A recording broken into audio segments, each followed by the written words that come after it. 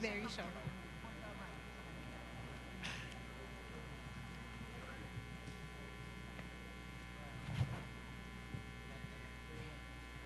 This happy occasion marks the beginning of a tradition.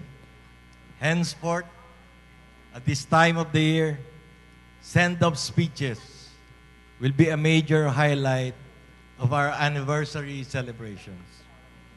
It would do well to those who will be delivering these speeches in the future to heed the advice of Franklin Delano Roosevelt. Be sincere, be brief, and be seated.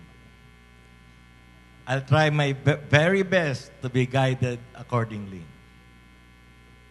Tita Eggy, our founding chair, MRP, our present chair, and the PDI board directors, Sandy, Rene, fellow officers and co-workers, distinguished guests, ladies and gentlemen. It's been 30 years since Eggy Apostol and 40 kindred spirits banded together and founded the Philippine Daily Inquirer. Of that group, 11 are still with the Inquirer today. Letty, our editor-in-chief, Rose and Tilly of HR, Ritz and Lorna of accounting, Nanette of classified, Kenny of advertising and lately of printout, Sipring of library, Saldi of DPU, and Edward and yours truly of editorial. After 30 wonderful years, it's time for our batch to pass the torch to our successors who will blaze new trails and take the Inquirer to a whole new level. But before that, our batch would like to express our gratitude to those who had traveled with us on this amazing journey. First, our thanks to Tita Eggy, who started this all. We shall forever be grateful to her for giving each of us a role to play in the making of a great newspaper. We and Tita Eggy go back a long way. That's her and me 60 years ago.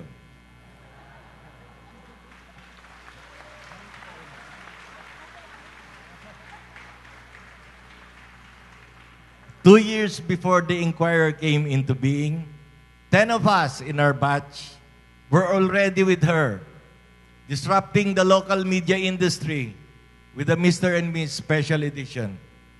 The weekly magazine she put up in 1983 with Letty as editor-in-chief aggregated, curated, and created content that the Marcos newspapers then refused to publish about the Aquino assassination and the massive protests that followed.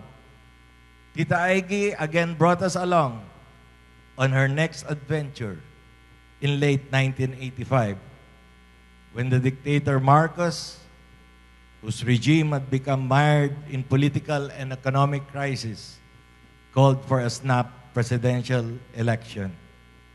Emboldened by the success of our weekly magazine, Tita Eggy was ready to disrupt again, this time on a daily basis, the newspaper industry dominated by the Marcos broadsheets.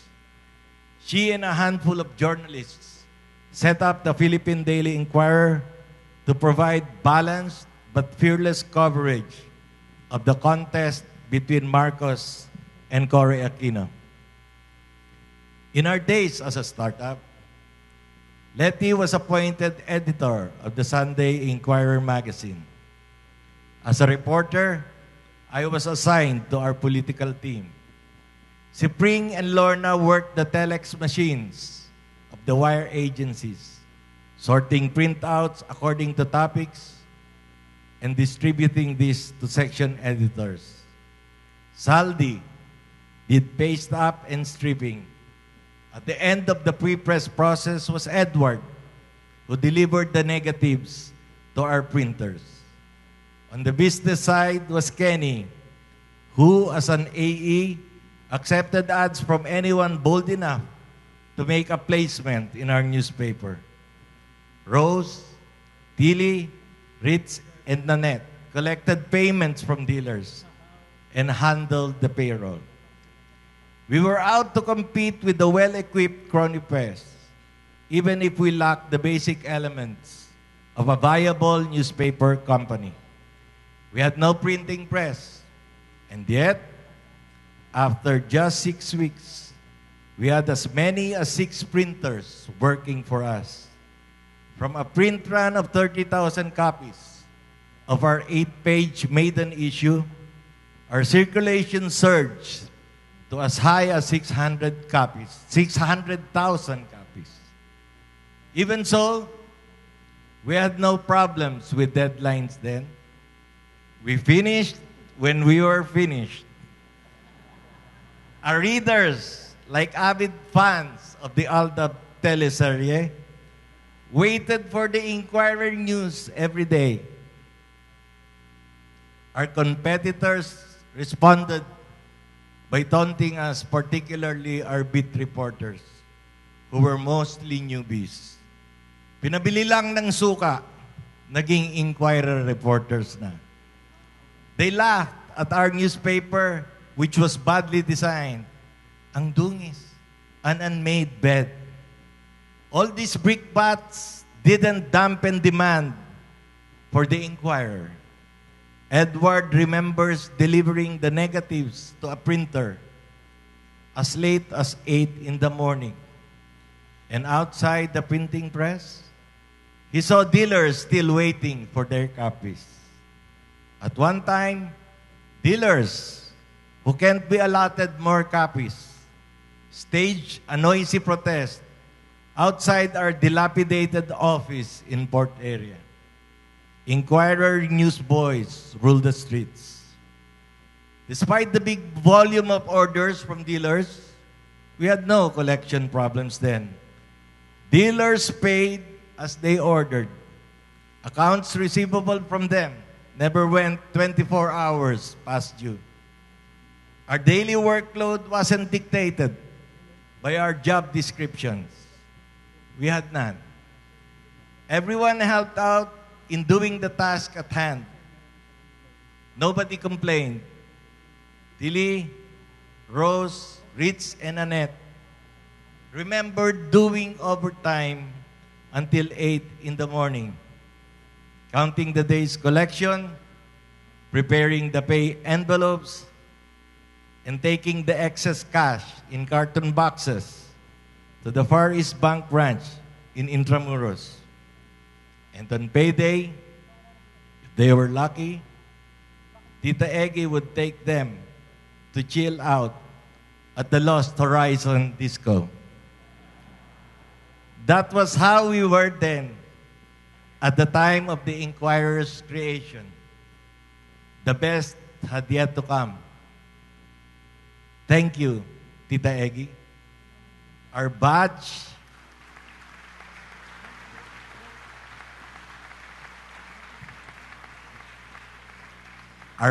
shall always treasure those moments with you. Despite the highly volatile and tense situation then, you made it look so easy, so fun, so free. Them were the days. Oh, wala bang palakpak?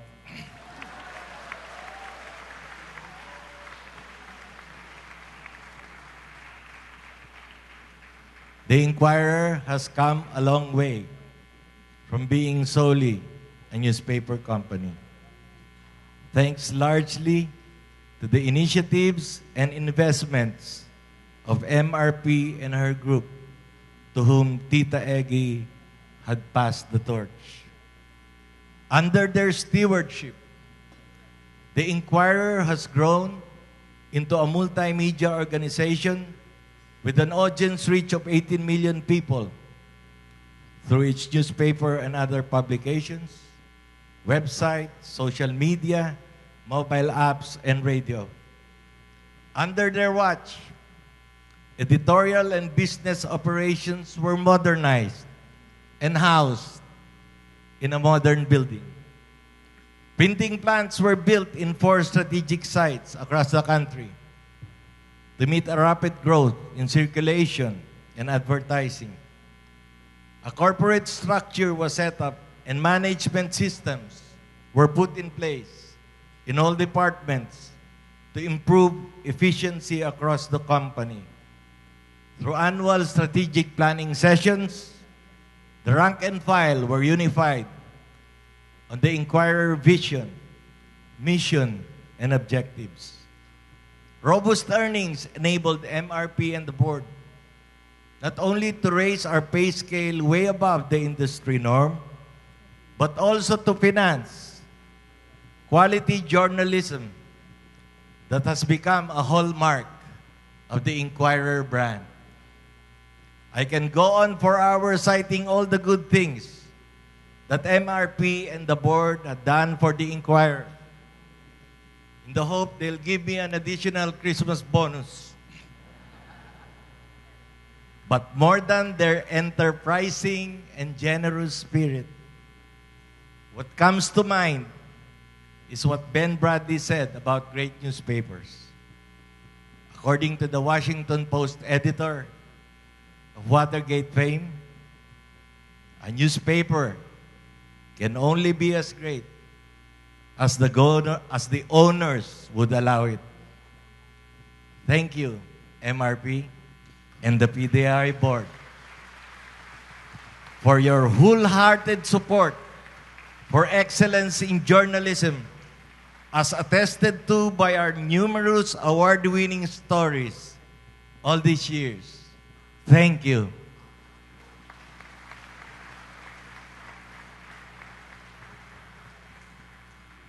And last but not the least, our Butch would like to thank our co-workers who stuck with us through thick and thin, in sickness and in health, for richer or poorer. A great newspaper can't be the work of a single person or a few individuals. It entails a lot of synergy, not only involving editorial, but also advertising, circulation, finance, administration, HR, and IT. Likewise with Inquirer.net and other affiliates in the Inquirer group of companies. To this day, it has never ceased to amaze me how we were able to produce a miracle every day for the past 30 years, as evidenced by our 10,909 unique and outstanding issues. Thank you to all of you. Oh, palakpakan niyo sarili niyo.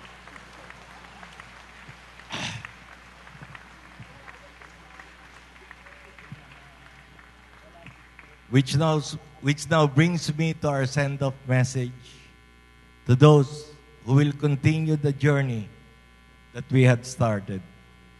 A few weeks ago, an editorial production assistant asked me in an interview, what will it take for the Inquirer to grow further and reach the next level? Good question. Coming as it does at a time when newspaper companies the world over are facing continuous declines in readership, revenue, and rates of return on investments, as more and more readers and advertisers migrate from print to digital. Let me expound on my answer to the EPA. After all these years in the Inquirer, I've come to believe there's also a force, just like in the Star Wars epic, a powerful force that has nurtured our growth these past 3 decades. Call it grace, luck, serendipity, or whatever. This force the workings of which I've yet to fully understand, runs strong in the Inquirer. We felt this mysterious power in Tita Eggy and our batch in the early days of the Inquirer. All we intended then, I think, was to have some fun, enjoy a bit of freedom in our coverage of the snap election, and hopefully make a difference without going missing or getting detained in some remote military camp. In the end, however, the law of unintended consequence asserted itself. Not only did we survive the Marcos dictatorship, more than that, the Inquirer emerged as the country's top newspaper following the EDSA revolution. And to think, we started out without any printing press. We lacked financial resources and journalistic talent. And we didn't even have any business plan to go by. We again strongly felt this power in MRP, Sandy, and the PDI board 13 years later, when President Estrada instigated an ad boycott against the Inquirer in retaliation for our exposés on graft and greed in his administration. But even as the Inquirer was pushed to the edge, MRP and the board refused to go the way of a business tycoon whose newspaper had also incurred Arab's wrath at the time. No way would this tycoon risk his business empire in defense of press freedom. He sold his newspaper for a song to an Arab crony, but not our MRP and the board.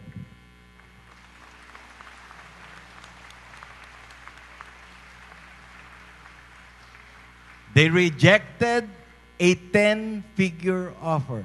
Tama ba? From a pro-Arab business tycoon to buy the Inquirer lock, stock, and barrel.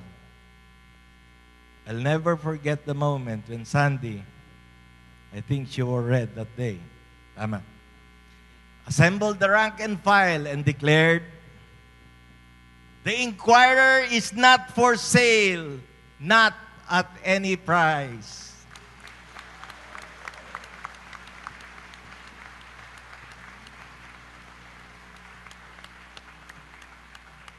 In the standoff that dragged on for 6 long months, I don't know why, but thank goodness, it was Arab who blinked first and sued for peace. In the wink of an eye, the advertisers who had abandoned us were back again in Pepito's arms.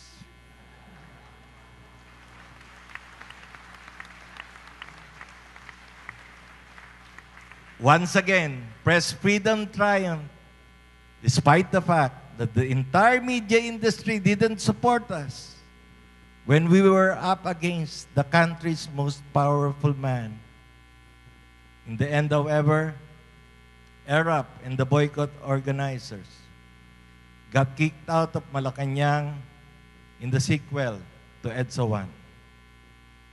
This mysterious force, I think, manifests itself strongly in times of crisis, at turning points in our history.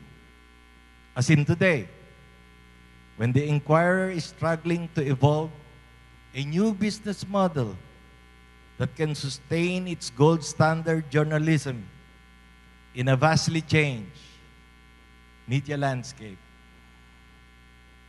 In these times of uncertainty, I again discern an awakening of this force, particularly in our team of editors and managers who are attempting a big leap into a higher level of multi-platform integration.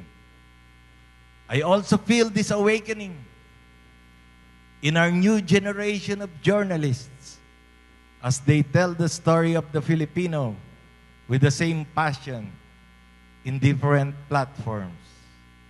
Likewise, in our new breed of marketing executives as they seek to attract advertisers with creative ways through which they may tell our readers on print and online the wonders of their products and services.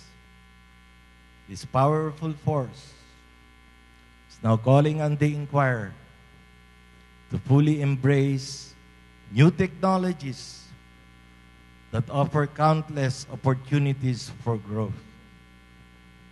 In the same breath, this force is telling us there's no going back to the past, no matter how glorious it was. Let go of your doubts and let this force in by doing what you have to do to take the Inquirer to the next level. And so, our Butch wishes you good luck on your journey, and difficult it may seem, don't forget to have fun, as we had when we began this journey 30 years ago. Again, thanks a lot to all of you. And before you send us off on our journey, let's celebrate. The future holds so much promise for all of us. Mabuhay ang Inquirer! Thank you. Thank you, Miner. Thank you.